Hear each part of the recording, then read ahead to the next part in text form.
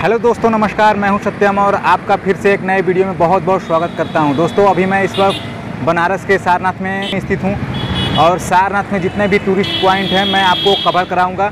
आप मेरे पीछे देख सकते हैं, ये चौखंडी स्तूपा है और यहीं पर भगवान बुद्ध ने सबसे पहले अपने शिष्यों से मिले थे। यदि आप सारनाथ के बारे में जानते हैं तो आप अच्छी तरह से घूम सकते हैं, जान सकते हैं, देख सकते हैं। अगर आप थोड़ा डिटेल से नॉलेज लेना चाहते हैं, बारे में ज़्यादा जानकारी लेना चाहते हैं तो आप एक गाइड हायर कर सकते हैं और एक अच्छे गाइड हायर कर सकते हैं और गाइड के थ्रू आप पूरे सारनाथ को अच्छे से विजिट कर सकते हैं। तो मैंने एक गाइड को हायर किया है। गाइड के बारे में बता देता हूँ थोड़ा। और ये हैं मेरे गाइड भैया और ये मुझे गाइड कराएंगे। भैया अपना नाम बताइए थोड़ा। नमस्कार सर, मैं आर.के. भारद्वाज हूँ। आप लोग जो है कि सारनाथ एक बौद्ध स्थल है और ये काशी से 13 किलोमीटर की दूर पे स्थित स्थान है। और हम आज भैया से, शिवम भैया से मिले हैं और ये चौखंडी स्तूप है। तो भगवान बुद्ध की सबसे पहली मुलाकात उनके 5 शिष्यों से इसी जगह पर हुई थी। एक ऐतिहासिक चीज़ है और ये 4वीं से 5वीं शताब्दी के मध्य में इसका निर्माण हुआ है। तो आइए हम चलते हैं, इसके बारे में थोड़ा नॉलेज लेते हैं और बाकी के सभी पॉइंट जो हैं सारनाथ में, वो मंदिर, जितने भी मंदिर हैं, जितने भी धार्मिक स्थल है, एक एक के बारे में डिटेल से बताऊंगा। तो चलिए चलते हैं, भैया से जानते हैं। आप देख सकते हैं सामने एक विशाल स्तूप है। इसकी जो हाइट है वो टोटली है 93 फीट की है। ये सिटिंग बुद्धा है, चौखंडी स्तूप है, बैठे हुए बुद्ध की आकृति है। ऊपर से ढलुआ नुमा है, ऊपर से घटते हुए क्रम में है ये स्तूपा और नीचे जो है कि पद्मासन टाइप में बैठा हुआ भगवान बुद्ध का है ये। तो उस समय उनके 5 शिष्य उनके साथ थे जो उनके साधना काल में थे, उनको छोड़ दिए थे। लेकिन जब ज्ञान प्राप्त हुआ तो इसी जगह आते हैं और उनके 5 शिष्यों से यहाँ पे मुलाकात होती है। इसलिए भारत देश में कुल स्तूप हैं। सांची का स्तूप है, भरूच का है, बंगाल का, उसके बाद सारनाथ का स्तूप है। सारनाथ में कुल 3 स्तूप है। एक चौखंडी स्तूप है, आगे धर्मराज का है, धमेक स्तूप है। तो उस चीज़ को हम लोग आगे देखेंगे। तो दोस्तों चलते हैं थाई मंदिर और आपको दिखाते हैं भगवान बुद्ध की खड़ी प्रतिमा। और थाई मंदिर है जो कि थाई आर्किटेक्ट में बना है। तो चलिए देखते हैं। थाई मंदिर भी जाने के लिए आपको कोई टिकट प्राइस नहीं लगेगा, आप निःशुल्क अंदर जा सकते हैं। अंदर जाते ही आपको शांति और सुकून मिलेगी। सामने आपको भगवान बुद्ध का खड़ी प्रतिमा दिखाई देगा। जब ज्ञान प्राप्त हुआ तो भगवान बुद्ध इसी मुद्रा में चलकर सारनाथ आए थे। भगवान बुद्ध की यह प्रतिमा 80 फीट की है। 1995 में प्रतिमा का निर्माण शुरू हुआ और सन 2005 में पूरा किया गया। भगवान बुद्ध की यह प्रतिमा बनाने में पूरे 10 वर्ष लगे। और यहाँ पे देख सकते हैं ये अशोक स्तंभ का सबसे शीर्ष वाला भाग है जिसमें 4 सिंह को दर्शाया गया है। तो सम्राट अशोक ने बौद्ध धर्म को अपनाने के बाद भगवान बुद्ध की शिक्षाओं को जो है कि शिलालेख पे, भित्तीय लेख पे, गुफा लेख पे और स्तंभ लेख पर लिखवाया। तो यहाँ 4 सिंह इसलिए दर्शाया गया है क्योंकि वह भगवान बुद्ध की शिक्षाओं को चारों दिशाओं में फैलाना चाहता था। और यहाँ पे देख सकते हैं एक सिंह है। तो भगवान बुद्ध का जो जन्म हुआ था वो भगवान बुद्ध थे शाक्य वंशी थे, तो शाक्य मतलब सिंह होता है, इसलिए यहाँ सिंह को दर्शाया गया है। और यहाँ बगल में देख सकते हैं कि हाथी का चित्र दिखाया गया है। तो जो हाथी इसलिए दिखाया गया है क्योंकि जब भगवान बुद्ध अपनी माता के गर्भ में थे महामाया देवी के, तो उनको इंद्र के हाथी ऐरावत का स्वप्न आया था। तो इस चीज़ को यहाँ पे दिखाया गया है। उस राशि का नाम था विष्ट राशि था, इसलिए यहाँ बैल को दिखाया गया है। और यहाँ पे देख सकते हैं कि यहाँ पे अश्व है। तो अश्व को इसलिए दर्शाया गया है क्योंकि भगवान बुद्ध जिस घोड़े पे सवार होकर के अपना गृह त्याग किए थे उसका नाम था कंतक। और यहाँ पे देखेंगे अशोक चक्र में कुल 24 तिलियों को दिखाया गया है। तो जो 24 तिलियाँ भगवान बुद्ध की कुल 24 शिक्षाओं को दर्शाया गया है। और यहाँ पे देख सकते हैं जो कमल का फूल ये अपोजिट साइड है। तो सम्राट अशोक ने तो बौद्ध धर्म को अपनाया लेकिन अन्य धर्मावलंबियों को कभी भी जबरदस्ती उनका धर्म परिवर्तन नहीं किया, सभी धर्मों को एक साथ लेकर चले। सामने देख सकते हैं गोल्डन कलर में भगवान बुद्ध की माता, ये भगवान बुद्ध की जो है प्रतिमा है। आइए अब हम आपको लेकर चलते हैं थाई मंदिर के अंदर। थाई मंदिर के अंदर जाने के बाद आप देखेंगे भगवान बुद्ध की प्रतिमा जो कि सुनहरे रंग में है।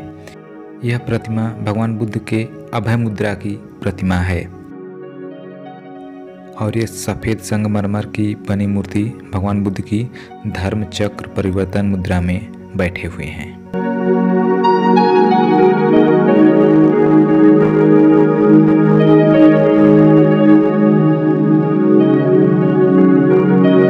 कि भगवान बुद्ध की 4 प्रतिमाओं को जो कि स्थापित किया गया है। सबसे पहले बीच में अभय मुद्रा में है, फिर धर्मचक्र परिवर्तन मुद्रा में, ये भी धर्मचक्र परिवर्तन मुद्रा में, और पीछे वाली जो प्रतिमा है वो जो है कि ध्यानावस्था में है, ध्यान मुद्रा में है। और श्रीलंका लैंग्वेज में लिखा गया नमो तस्य भगवतो अरहतो सम्मा सम्बुद्धस्य। और बुद्ध की जो मुख्य 3 शिक्षाएँ हैं, जिसे कह सकते हैं उनके द्वारा चलाए गए जो 3 रत्न है, बुद्धम है, धम्मम है, संघम है। तो बुद्धम शरणम गच्छामि करते बुद्ध की शरण में जाते हैं, धम्मम शरणम गच्छामि उनके द्वारा चलाए गए धम्म की शरण में जाते हैं, संघम शरणम गच्छामि उनके द्वारा चलाए गए संघ की शरण में हम जाते हैं।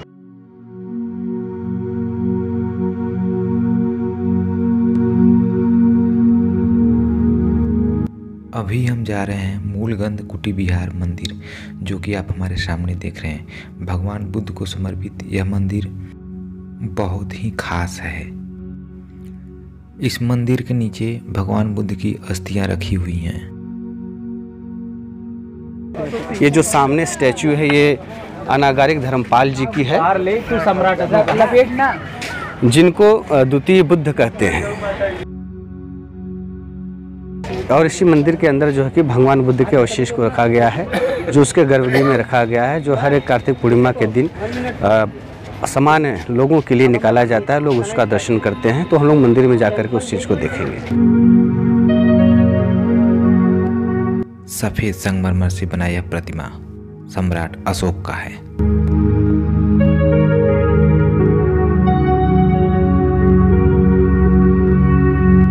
अभी हम आपको लिए चलते हैं इस मंदिर के अंदर। मंदिर के अंदर आते ही भगवान बुद्ध का ध्यान मुद्रा में बना प्रतिमा यह बहुत ही सुंदर और आकर्षित लगता है। ये जो सामने चित्र देख रहे हैं ये जो सामने आप लोग चित्र देख रहे हैं, ये भगवान बुद्ध के जीवन की जुड़ी घटना है, अंगुलीमाल डाकू की। उसने जो कि कसम खाई थी कि हम जो है कि 1008 लोगों की हत्या करके उनके अंगूठे की माला पहनेंगे अपने गले में।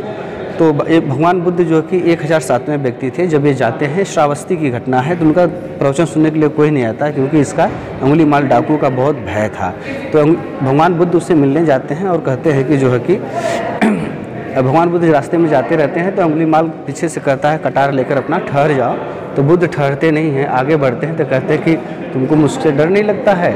तो भगवान बुद्ध कहते हैं डरा हुआ मैं नहीं, डरे हुए तुम, इसलिए तुम रात को निकलते हो। हम दिन में भी जा सकते हैं, कहीं भी जा सकते हैं, लेकिन तुमको डर है कि दूसरों को मार के जो तुमने संपत्ति अर्जित की है वो तुमसे कहीं कोई छीन न ले, इसलिए तुम जो कि रात को निकलते हो। दीवारों पर बहुत ही सुंदर और अच्छी चित्रकारियाँ की गई हैं, जो कि भगवान बुद्ध के जीवन से रिलेटेड है।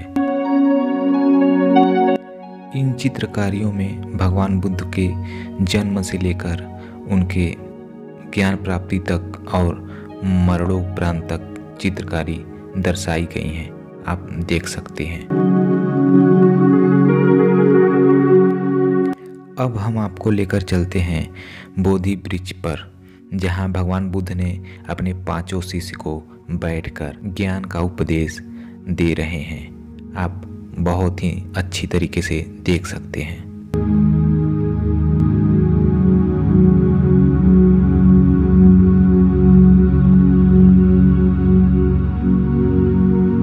तो काशी के राजा कहते हैं आप मृग होते हुए भी जो है कि देवतुल्य हैं, और हम मनुष्य होते हुए भी जो है कि पशु के समान हैं। तो इस घटना के बाद इतने प्रभावित होते हैं कि वो इस क्षेत्र में जो है कि शिकार को प्रतिबंधित कर देते हैं, और उसी समय से इस स्थान का नाम पड़ गया शारंगनाथ। इसका नाम है शारंगनाथ है, लेकिन अब भ्रंश हो गया है सारनाथ। इसका प्राचीनतम नाम है ऋषिपत्तन। ऋषिपत्तन इसलिए है कि काशी में हमारे हिंदू धर्म में 4 आश्रम है। पहला जो कि आपका है आश्रम आता है, गृहस्थ आता है, उसके बाद वानप्रस्थ आश्रम आता है, फिर संन्यास आश्रम आता है। तो जब चौथे आश्रम में आदमी जाते थे संन्यास आश्रम में, तो उस समय लोग काशी में आते थे। बहुत दूर दूर से लोग आते थे यहाँ पे, तो हमको मोक्ष की नगरी है, हम यहाँ पे हमारी मृत्यु होगी तो मोक्ष मिलेगा। तो लोग गंगा जी में स्नान करते थे, गंगा जी का पवित्र जल ले जाकर शिव को चढ़ाते थे। देखेंगे 5 कलर है, ये पंचशील का झंडा है, जो भगवान बुद्ध के पंचशील हैं, सत्य, अहिंसा, असत्य, अपरिग्रह, असत्य और ब्रह्मचर्य। तो ये उसी को दर्शाता है, ये 5 रंग के जो कलर है, तो इसे पंचशील का झंडा कहते हैं। देख सकते हैं ये है यहाँ पे है, तो ये पंचशील है भगवान बुद्ध के।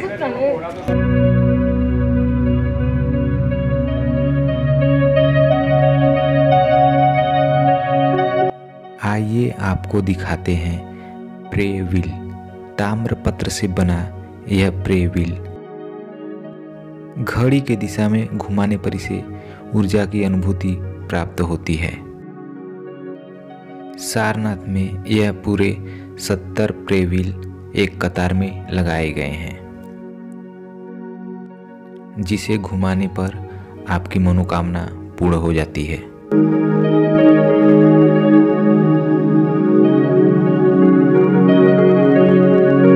चाइना मंदिर में है। चाइना मंदिर में देख सकते हैं आप लोग, हम यहाँ पे एक चित्र दिखा रहे हैं और यहाँ पे वैनचांग है। जब 7वीं शताब्दी में वैनचांग भारत में आया था अपनी यात्रा पे, तो उस समय इसकी जो रूट दिखाएंगे, किस तरह से ये जो कि भारत में इसने प्रवेश किया है, तो ये पूरी रूट यहाँ पे दिखाई गई है। चीन से आने वाले 3 यात्री थे, फाइयान थे, वैनचांग और इशिंग। इन लोगों ने जिन जिन स्थानों पे इन लोगों ने गया, एक पुस्तक इन्होंने लिखी है यूकीशी। इस पुस्तक में वर्णन है कि बौद्ध जो स्थल वो कहाँ पे एग्जैक्टली हैं। तो इनकी पुस्तक को पढ़ने वाले थे British archaeologist Alexander Cunningham, sir John Marshall और भारतीय पुरातत्वविद थे दयाराम शाहनी। फिर उन स्थानों की उन्होंने खुदाई किया, तो उन स्थानों से जो कि मौर्य काल का जो कि स्वर्णिम जो इतिहास है वो बाहर निकल के आया, जिसे भारत का स्वर्णिम इतिहास कहते हैं। 1833 से लेकर के 1893 तक ये भारत देश में हर जगह जहाँ जहाँ बौद्ध गए वहाँ पे उन चीज़ों की खुदाई की और इसी जगह से प्राप्त हुआ जो कि कैपिटल ऑफ लैंड, 4 मुख वाला सिंह प्राप्त हुआ, अशोक चक्र प्राप्त हुआ, जो कि म्यूजियम में रखा गया है, आप उसको देखेंगे। ये है चाइना मंदिर। इस मंदिर के अंदर आते ही बहुत ही शांति और सुकून मिलता है। सामने भगवान बुद्ध की प्रतिमा और उनके नीचे बैठे लाफिंग बुद्धा बहुत ही सुंदर और अच्छे लग रहे हैं। ये जापानी मंदिर है। इसमें भगवान बुद्ध की प्रतिमा लेटे हुए अवस्था में है। आप देख सकते हैं, जैसे ही मंदिर के अंदर आप आएंगे, सबसे पहले आपको भगवान बुद्ध के ही दर्शन होंगे। ये सागौन की लकड़ी से बनाए हुए इनकी प्रतिमा है। इसमें आप जितने भी वस्तु को देख रहे हैं, सभी के सभी सागौन की लकड़ी से बनाए हुए हैं। यहाँ पर आप सामने देख सकते हैं एक ड्रम रखा हुआ है। जब आरती होती है तो इस ड्रम बील को बजाया जाता है।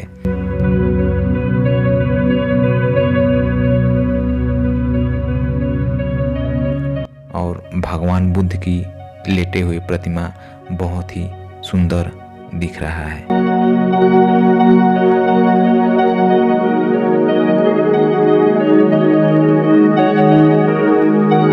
ये दोस्तों मेरे पीछे जो देख रहे हैं, ये जापानीज मंदिर है और इस मंदिर के बारे में काफ़ी चीज़ हम लोग जान ली हैं। ये भगवान बुद्ध का प्रतिमा, ये जो 5 प्यारे शिष्य हैं, महानामा हैं, वप्पे हैं, कुंडे हैं, साजी हैं, भद्दी हैं। बगल में एक महिला का जो चित्र है, वो महिला का चित्र दर्शाया गया कि इनकी जो है कि वाइफ हैं, यशोधरा हैं, और बगल में छोटा बच्चा है, राहुल है, तो उनके पुत्र को दिखाया गया है। यहाँ किनारे 2 हिरन दिखाए गए हैं। बीच में जो कि धर्म चक्र जो व्हील है उसको दिखाया गया है। सारनाथ के इतिहास में सबसे गौरवशाली समय गुप्त काल था।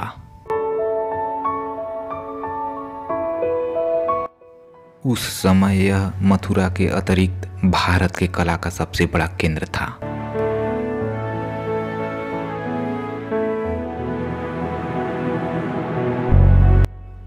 हर्षवर्धन के शासनकाल में हिनसांग भारत आया था। उसने सारनाथ को अत्यंत खुशहाल बताया था।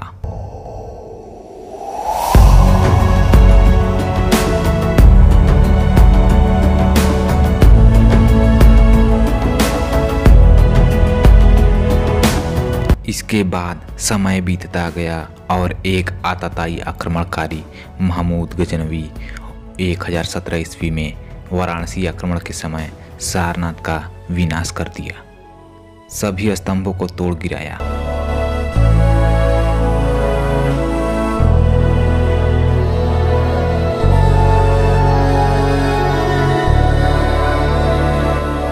और यह सारनाथ का हंसता खेलता साम्राज्य जमीन में समा गया।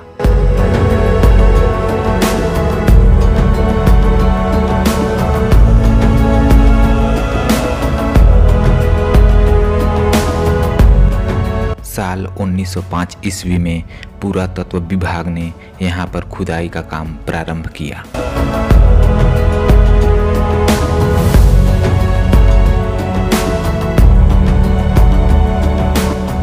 फिर मिली टूटी दीवारें और बिखरे स्तंभ।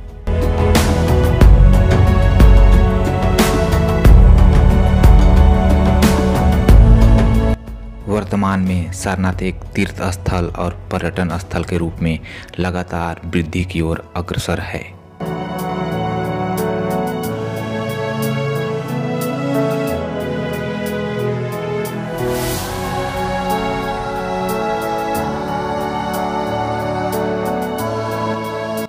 वीडियो को लाइक एंड चैनल को सब्सक्राइब जरूर करिएगा और एक प्यारा सा कमेंट जरूर करिएगा। तो दोस्तों आज के लिए बस इतना ही। मिलते हैं किसी अगली जगह अगली वीडियो में। तब तक के लिए नमस्कार।